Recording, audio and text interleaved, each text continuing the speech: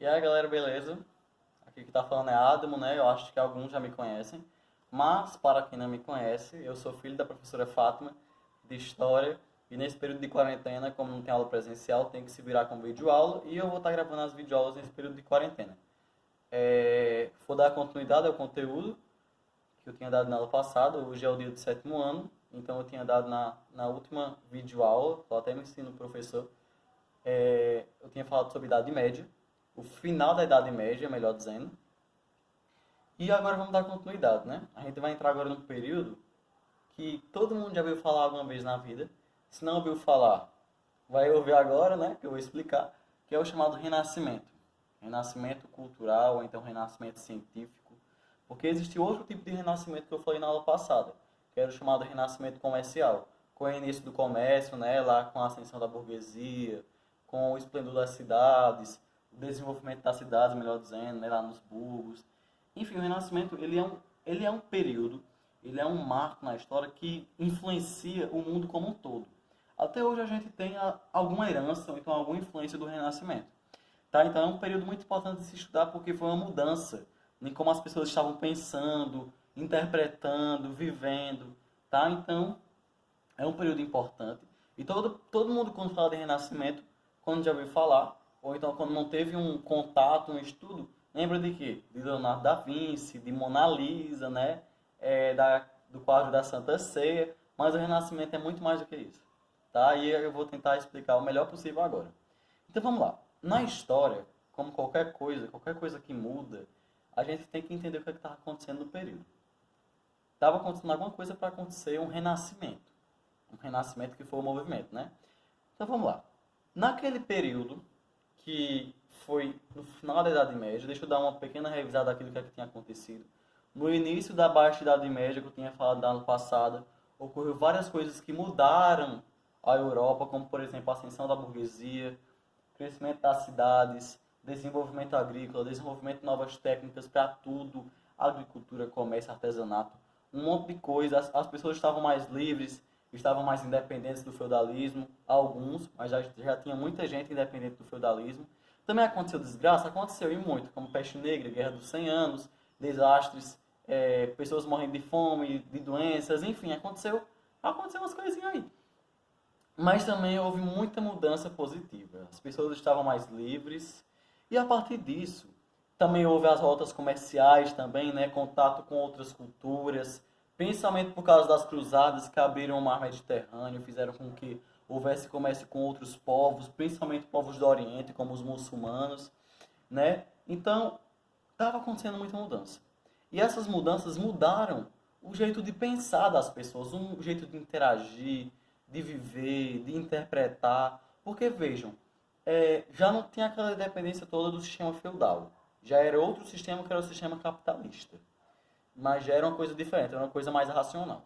O sistema feudal era uma coisa presa.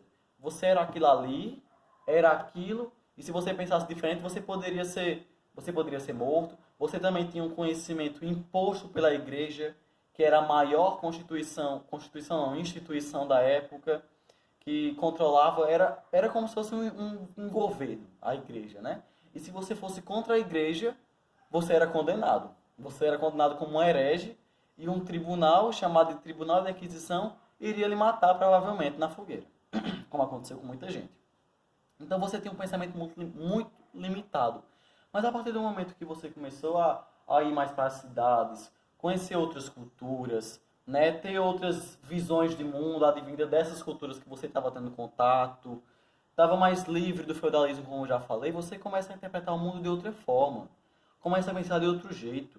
Pensar com mais autonomia, não limitado somente à igreja. A igreja quer lhe impor um pensamento fixo. Aquele negócio que, se você perguntar uma coisa, o padre vai responder: ah, meu filho, é porque Deus foi assim. Ela ainda está tentando deixar as pessoas desse jeito. Mas as pessoas estão com mais liberdade. Tá? Outra coisa que também contribuiu para isso é que, durante a peste negra, a igreja falava que Deus iria lhe curar, que o padre, a partir de uma reza, iria lhe salvar. Mas quando as pessoas estavam infectadas com a peste negra, que era uma doença que poderia passar para outra pessoa, assim como o coronavírus hoje em dia, os padres vazaram. E cadê o Deus que eles tinham prometido?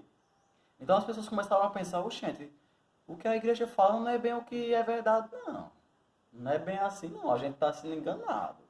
Então começou a ter um racionalismo maior, um novo método de pensar, como eu já falei, de interpretar, um novo método de criar, de pintar, tá? As artes estavam mudando, a ciência estava voltando a se desenvolver. Então todo esse movimento, todo esse esplendor que aconteceu, uma mudança muito brusca por causa dessas mudanças que estavam acontecendo na Europa, é chamado de Renascimento, tá? Renascimento, renascença. E por que renascença? Por que renascimento? Lembra? Renascimento. Ou seja, uma coisa nasceu novamente, né? Por que renascimento? Porque aqueles que eram do renascimento, aqueles que participaram do renascimento, falaram que antes da Idade Média aconteceu um período em que nasceu a criticidade ocidental, ou seja, o pensamento humano, as principais ideias, que é o que a gente chama de antiguidade clássica, que é lá a cultura greco-romana, a cultura de Grécia e Roma, que aconteceu antes da Idade Média. Lembrem, Grécia veio antes de Roma, né? E a Roma ela veio antes da Idade Média, tanto que quando os bárbaros invadiram Roma, começou a Idade Média, né? Então antes, lá bem antes, havia um pensamento, as pessoas queriam saber como era a natureza, pintavam, esculpiam, tá? Havia ciência. Foi na Grécia que originou a filosofia vem lá da Grécia Antiga, né? Então por isso Renascença, porque eles estavam resgatando toda aquela racionalidade que havia na Antiguidade Clássica, em Grécia e em Roma principalmente. Ou seja, eles queriam resgatar a cultura greco-romana. E aquilo que estava entre esse renascimento e o nascimento, né, ou seja, a cultura greco-romana, eles chamaram de um tempo sombrio, um tempo negro. Por isso que a Idade Média é chamada de Idade das Trevas. É um termo pejorativo criado pelos renascentistas. Mas isso não significa que a Idade Média não teve nada de importante. Muito pelo contrário. Teve muita coisa importante na Idade Média que se não tivesse acontecido, a gente não era como é hoje. Tudo é importante na história, tá? Tudo é importante. Mas os renascentistas, nas interpretações deles, no que eles estavam buscando, que era renascer a Antiguidade Clássica, a Idade Média foi um período de trevas. Um período em que o homem estava escondido sob o capuz da igreja, que a igreja queria impor o que você tinha que acreditar. Então, a partir daí, o homem começou, os renascentistas, né, principalmente aqueles que eram mais abastados, que tinham uma condição melhor, começou a mudar o seu modo de pensar. Ainda tinha muito camponês, ainda tinha muito trabalhador que não estava nem sabendo disso, mas mesmo assim foi uma mudança, tá? Então, é isso que, daí que surge o Renascimento. O que é o Renascimento? É isso que eu estou falando. E o Renascimento ele tem umas características que são próprias dele. Eu já falei de algumas, né, que é o repúdio à Idade Média. Tudo aquilo que estava na Idade Média era sombrio, era escuro, era uma coisa de trevas, por isso Idade das Trevas. E tinha, ou seja, tinha uma negação à Idade Média, à Idade das Trevas, e tinha uma admiração, um acolhimento à Antiguidade Clássica, à cultura greco-romana. Essa é uma das principais características. Tem outras, mas essa eu já falei e estou retomando. Então eles queriam retomar a Antiguidade Clássica.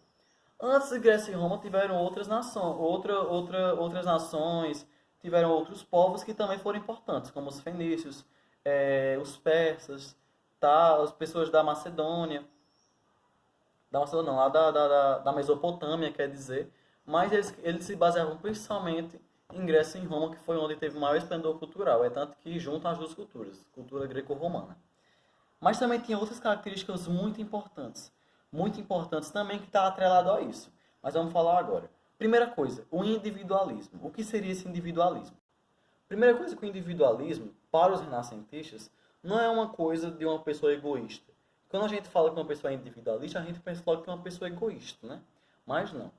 Para os renascentistas, individualista é aquela pessoa em que ele tem capacidade de criar, que ele é suficiente para criar, para pensar, para indagar, para raciocinar. Então o homem ele é suficiente, o homem como eu, o eu valorizado, eu sou suficiente, eu como indivíduo, aí que vem individualismo, eu sou suficiente para fazer tudo isso que está acontecendo, para inovar, para resgatar, melhor dizendo, para renascer o que já tinha sido estabelecido. Tá? Só que também tem outra coisa. Enquanto eu tinha essa capacidade, outra pessoa tinha, assim como outra pessoa tinha, assim como outro indivíduo tinha, assim como uma sociedade inteira tinha. Então o homem ele passou a ser mais valorizado. o homem como ser pensante, o homem como ele ser autônomo, um homem como ser crucial na construção de algo. Daí que chega o que a gente chama de antropocentrismo, ou seja, o homem no centro de tudo. Homem, centrismo, homem, centrismo, centro. O homem no centro de tudo. E lá na Idade Média, lembra que eles negavam a Idade Média, eles evitavam a Idade Média. Na Idade Média tinha a visão do teocentrismo, ou seja, teo, Deus, centrismo, centro. Deus no centro de tudo. Então, eles, lembra que eu falei, né? Eles negavam a Idade das Trevas, a Idade Média. Então, é uma coisa que é diferente da Idade Média. Não que eles sejam ateus, tá? Mas eles diziam que o homem era o centro de tudo. Tá ok? E daí que também vem outra característica crucial, importantíssima do Renascimento, que é o racionalismo. Ou seja, o uso da razão. Para pensar que o homem, ele pode construir, ele pode mudar o ambiente. O homem tem o ambiente a seu favor. Ele que cria o ambiente. É totalmente diferente da Idade Média. Ó, de novo, fazendo comparação à Idade Média. Na Idade Média, se você perguntasse a alguém da igreja, né, como por exemplo um padre, um pároco, um bispo, um arcebispo, enfim, o que seja, você perguntava a ele, por que tal coisa é assim? Aí ele falava assim, porque Deus quis. Porque Deus quis assim. E as pessoas depois de um tempo, né, como por exemplo o exemplo que eu dei da peste negra, começaram a pensar mais que não era assim que funcionavam as coisas. Que eu poderia pensar para explicar uma coisa. Porque quando eu solto uma coisa, ela cai. É porque Deus quer? Ou tem uma explicação? Então daí vem a razão, o uso da razão. Então lembra, o homem ele sempre está no centro. A razão é uma coisa do homem. Então eu posso mudar as coisas a partir do que eu tenho, que é a razão. Tá? Também teve outra coisa que era a mudança na interpretação das coisas. Na valorização do tempo. Que o tempo é uma coisa que é entregue por Deus, porque, como eu falei, eles não eram ateus, tá? Eles não negavam a existência de um Deus, mas o tempo não era uma coisa só de Deus. O homem ele poderia se desenvolver nesse tempo, poderia criar, poderia enriquecer, poderia conhecer, aprender. Então houve uma valorização melhor do tempo, tá? E olha só tudo isso que eu falei. Lembra? Vocês entenderam o que eu falei? Muito do homem, homem, homem, homem, homem. Todas essas coisas vieram de um movimento que ele é crucial no Renascimento, crucial, que ele é muito importante, que é o que a gente chama de humanismo. O humanismo é um movimento que faz com que todo esse negócio do homem seja valorizado, de que o homem ele é um ser pensante, que ele é um ser valorizado, que o homem ele constrói o mundo, que ele que modifica o mundo. É daí que começa a ter mais, como é que posso dizer, desenvolvimento de conhecimentos que valorizam o homem, como por exemplo a filosofia, que é uma coisa que vem a partir do homem, as ciências humanas no geral. Tá? As ciências humanas, como eu digo, sociologia, que não tinha surgido ainda, mas sociologia é uma ciência humana, mas o que tinha na época? Geografia, filosofia, história, tá entendendo? Então, o humanismo é esse movimento. É ele que valoriza, o humanismo humano, que o homem ele vai caracterizar o mundo, que ele nasce de um jeito e ele se modifica a partir do jeito que ele se interage no mundo. Aí acontece tudo aquilo que eu falei, do racionalismo, do individualismo, do antropocentrismo. Por exemplo, tinha um filósofo que era chamado de Giovanni Pico della Mirandola, um bem estranho, que ele falava que o homem nascia de um jeito e ele iria se modificando de acordo com o jeito que ele iria interagir com o mundo. Se eu interagisse com a natureza, eu ia começar a entender mais a natureza.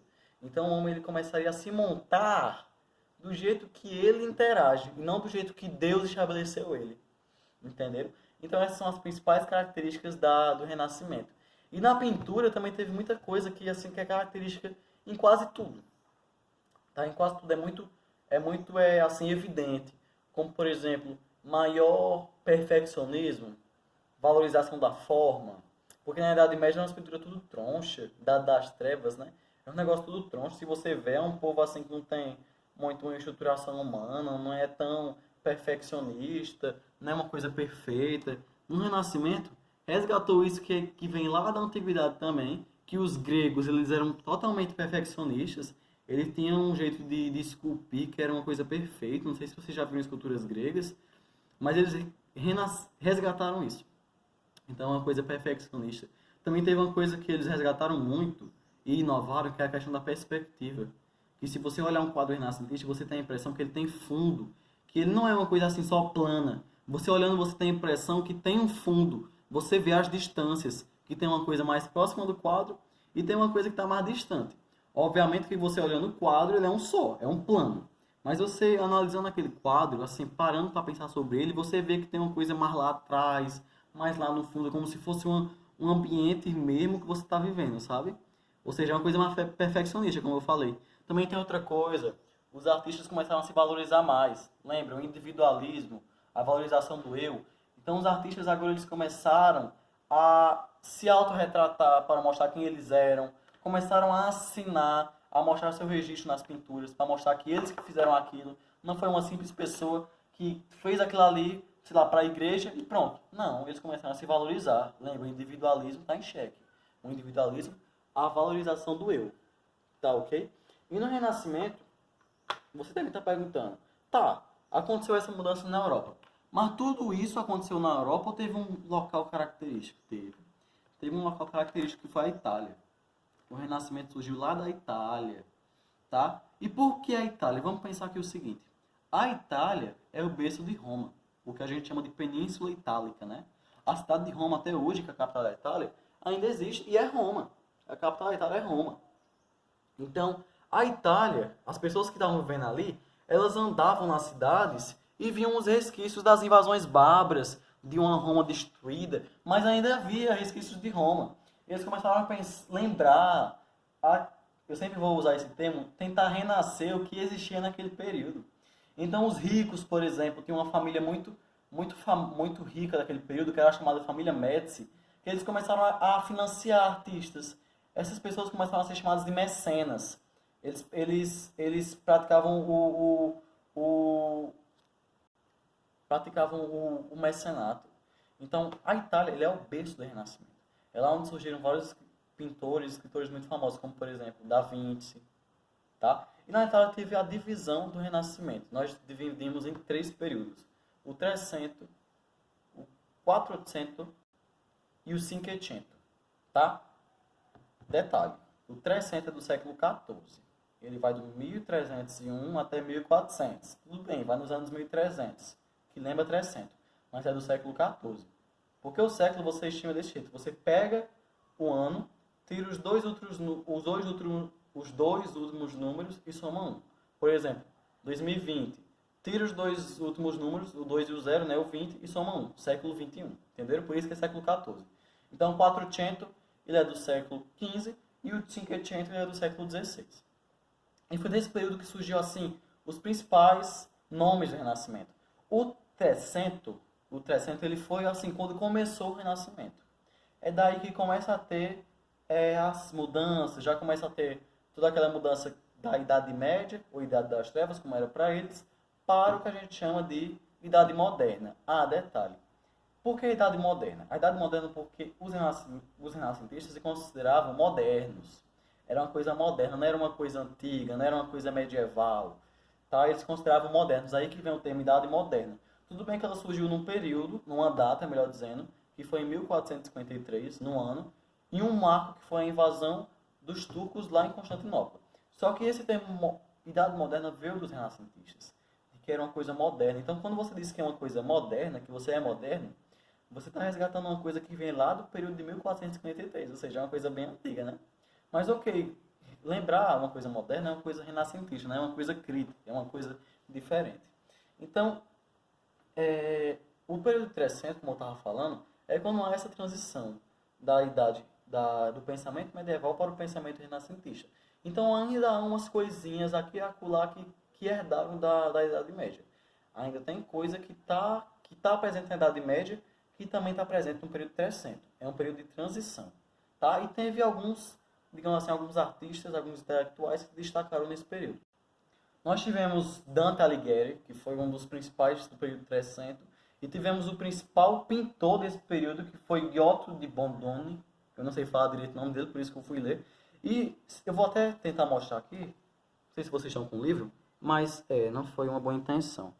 Deixa eu ver aqui. Mas percebam, aqui é uma obra já do período 300. E se vocês olharem, já dá uma noção de perspectiva, de profundidade. Olha a igreja lá atrás, como dá para ver que ela está mais longe. Percebam as árvores, os morros. Então vejam que as pessoas estão mais próximas. É como se fosse uma foto. É uma coisa mais perfeccionista. Obviamente que nos outros períodos, no 400 e no 500, o italiano, vai ser uma coisa mais diferente, vai ser uma coisa mais evoluída. Mas já há a mudança. Já há mudanças. Na Idade Média era só uma coisa, assim, uma coisa que era monótona, que não tinha inovação, que era sempre a mesma coisa. Entenderam? Então isso é o que se destaca do período 300. E no período 400, é onde tem os principais nomes do Renascimento, é o esplendor do Renascimento. É daí que vem Leonardo da Vinci, que também foi para outro período. Ele também é do período 500, mas ele também vem do período 400.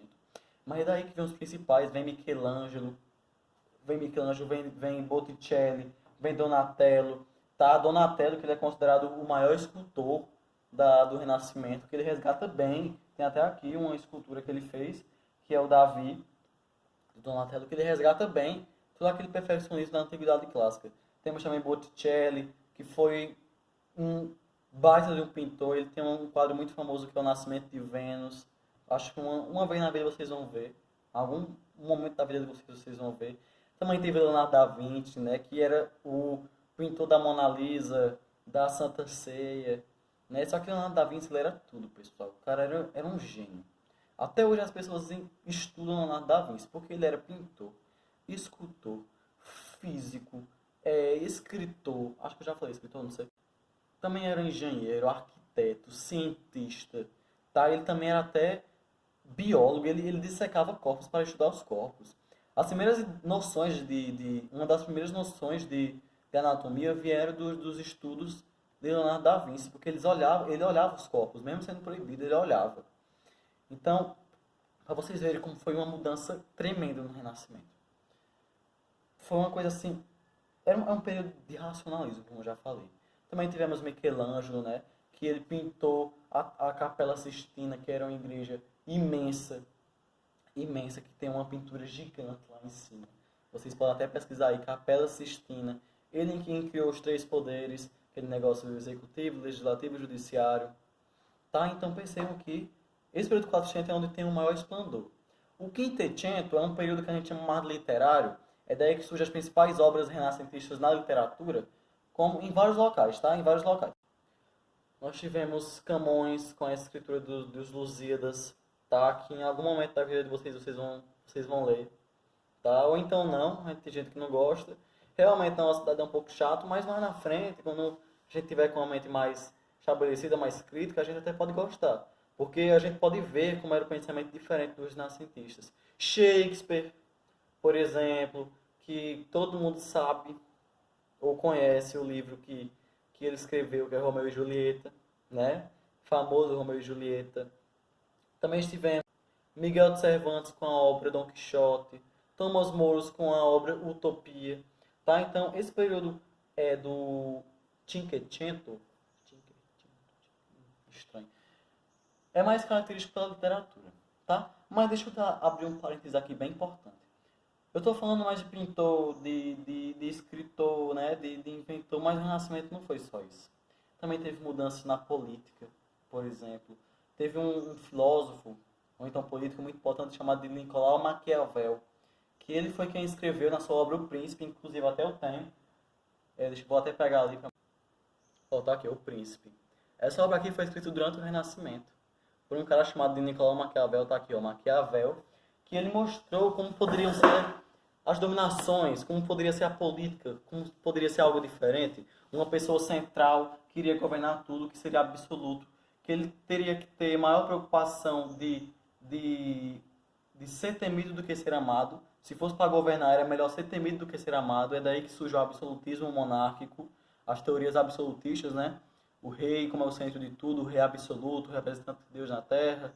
Não sei se vocês já estudaram isso, mas se não estudaram, uma hora vão estudar. Então também foi uma mudança política. Na ciência, Ave Maria, foi uma mudança muito grande. Foi durante o Renascimento que um cara chamado de Nicolas Copernic, ou então Nicolau Copérnico, que ele mudou uma interpretação lá da igreja que todo mundo acreditava o tempo todo, que era que a Terra era o centro do sistema solar. No tempo era chamado de centro do universo, né? Mas na verdade era do sistema solar. Por causa que a gente está aqui, a gente olha para o céu e a gente vê o Sol, né? Assim, né? Então dá a impressão que realmente é a Terra que está no centro, mas não é. Nicolau Copérnico ele comprovou que é o Sol que está no centro e a Terra que ela gira ao redor. Galileu Galilei também, que foi um cara assim, um dos maiores físicos ou cientistas que já existiram na história. Ele comprovou essa teoria de Copérnico, ele criou um telescópio, ele mesmo inventou um telescópio, criou um telescópio próprio, ele que enxergou os primeiros anéis de Saturno, que identificou as luas de Júpiter, tanta coisa que ele contribuiu. Ele fez um experimento que ele foi até o topo da Torre de Pisa, soltou um objeto muito pesado e outro muito leve e mostrou que os dois caem ao mesmo tempo. Eles caem ao mesmo tempo, viu? Não achem que eles caem em tempos diferentes. O que influencia é o ar, tá? Então ele provou. Então foi uma revolução também na ciência. É tanto que, lembra, a igreja, ela está sendo enfraquecida, o seu poder. Mas ela ainda tinha o seu Tribunal da Inquisição, que eu já falei, que perseguia aqueles que eram hereges. Galileu, inclusive, ele teve que jurar à igreja que ele não falou nada disso aí que eu estou dizendo. Que ele jurou que a Terra girava ao torno do Sol, que ele comprovou as teorias de Copérnico. Ele teve que desmentir tudo que ele falou para não ser morto, tá? Por causa da perseguição da igreja. Inclusive, teve um cara chamado de Giordano Bruno que ele foi morto, porque ele também teve teorias científicas diferentes do que era imposto pela igreja e foi morto no Tribunal da Inquisição. Então, Galileu, para não ser morto, ele teve que jurar que não falou nada disso. Mas teve essa revolução científica. Ah, e outra coisa que eu não falei. Essa mudança do que Copérnico falou, que era uma visão de que a Terra era o centro para o Sol como centro, passou de uma visão geocêntrica, que era aquela imposta pela igreja, de que terra, cêntrico, centro. A Terra como centro de tudo, para uma visão heliocêntrica. Hélio vem de Sol, Hélios. Por isso, heliocêntrico, Sol como centro de tudo. Também teve um cara chamado Johannes Kepler, lá da Polônia, que ele disse que a Terra, ao invés de circundar o Sol de maneira circular, que era o que Copérnico falava, circulava de maneira oval. É o que ele chama de trajetória elíptica. A gente falando aqui parece não ser tão importante, mas para a física, para a ciência, é uma coisa revolucionária. Então o Renascimento não se atrelou somente à pintura, à escritura. Também foi uma transformação política, científica. Outra coisa também muito importante foi no Renascimento que surgiu a imprensa, com um alemão chamado de Gutenberg. O que é a imprensa? Gutenberg foi a primeira pessoa que imprimiu um livro. E o primeiro livro que ele imprimiu foi a Bíblia. Até então, os monges, lá nos mosteiros, eles reescreviam as Bíblias em latim. Eles reescreviam a Bíblia, eles reescreviam à mão, um livro imenso. Gutenberg, com um bocado de coisa que ele descobriu, que eu não sei descrever muito bem, mas ele imprensou, ele criou a imprensa. Os livros começaram a ser imprensados, imprimidos, não teria que ser feito à mão. Então perceba, o Renascimento é um período muito importante da história, e daí que vem todo esse negócio de renascimento. Espero que todos tenham entendido. Cheiro. Fiquem em casa, viu?